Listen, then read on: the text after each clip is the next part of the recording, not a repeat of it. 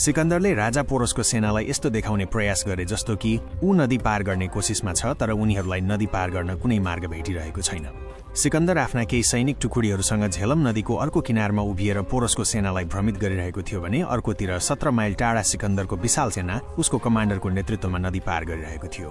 केही दिनमै हजारौं सैनिक र घोडसवारहरूले नदी पार गरिसकेका थिए, तर यी सब कुराबाट बेखबर पोरसको सेनालाई अझै पनि यस्तो लागिरहेको थियो कि सिकन्दरलाई अहिलेसम्म नदी पार गर्ने मार्ग भेटिएको छैन।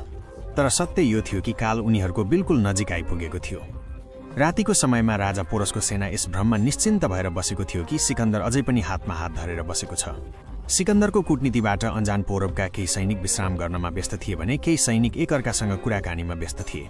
सिकन्दरको विशाल सेना अचानक पोरसको सेनामाथि आइलाग्यो। आक्रमण यति भयानक रूपमा भयो कि कसैलाई केही थाहा भएन।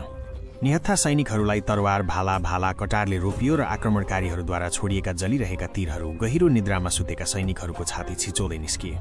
चारैतिर तबाही र विनाशको दृश्य थियो। मानौ सेनाको पालमा लागेको दैत्यरूपी आगोले एकपछि अर्को गर्दै पुरै सेनालाई निल्दै गइरहेको हो।